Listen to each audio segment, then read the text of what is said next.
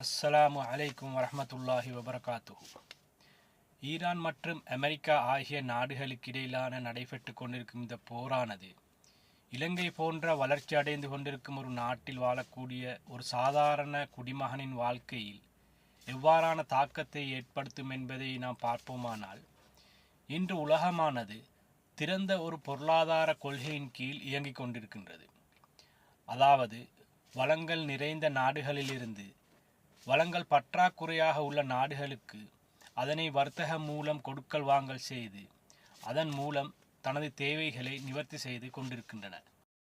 முதலாவதாக, பொருளாதார ரீதியாக இலங்கை இப்போரினால் எவ்வாறு தாக்கத்திற்கு உள்ளாகின்றது என்பதை பார்க்கும் பொழுது, இலங்கையானது கச்சா எண்ணெய் இறக்குமதியை பெரும்பாலும் ஈரானிலிருந்தே மேற்கொள்கின்றன. எனவே இப்போரானது கச்சா எண்ணெய் இறக்குமதியில் ஏற்பட்ட பாரிய தாக்கத்தினால் உள்நாட்டில் எரிபொருட்களுக்கான விலை அதிகரிக்கின்றன. எனவே போக்குவரத்து செலவுகள் அதிகரித்து உள்நாட்டில் அத்தியாவசிய பொருட்களுக்கான விலைகள் அதிகரிக்கின்றன. இது சாதாரணமாக வாழக்கூடிய ஒரு நாட்டு குடிமகனின் வாழ்க்கையில் பாரிய ஒரு தாக்கத்தை ஏற்படுத்துகின்றது. அத்தியாவசிய பொருட்களின் விலைகள் அதிகரிப்பதால் உள்நாட்டில் பணவீக்கம் ஏற்படுகின்றது. அடுத்த காரணியாக, இப்போரானது உள்நாட்டு ஏற்றுமதியில் ஒரு பாரிய தாக்கத்தை ஏற்படுத்துகின்றது. இலங்கையில் உற்பத்தி செய்யப்படும் தேயிலைகளை ஈரான் கொள்வனவு செய்வதில் பெரும் முக்கிய ஒரு பங்கு வகிக்கின்றது.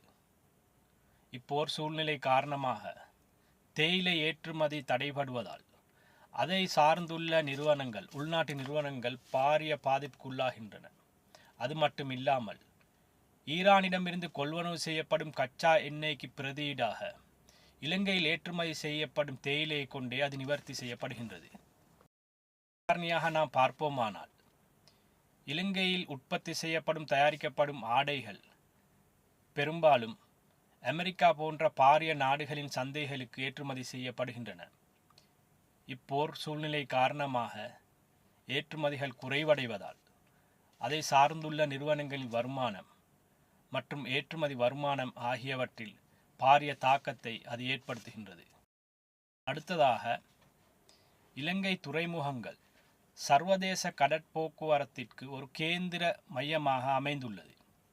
இப்பிராந்தியத்தில் ஏற்பட்டுள்ள போர் சூழ்நிலை காரணமாக கப்பல் போக்குவரத்து பிராந்தியத்தில் குறைவடைந்துள்ளதால் இத்துறைமுகங்கள் மூலம் கிடைக்கும் வருமானம் குறைவடைந்துள்ளன. எனவே இதிலும் நாட்டிற்கு ஏற்படக்கூடிய ஒரு வருமான வீழ்ச்சியை நாம் காண முடிகின்றது.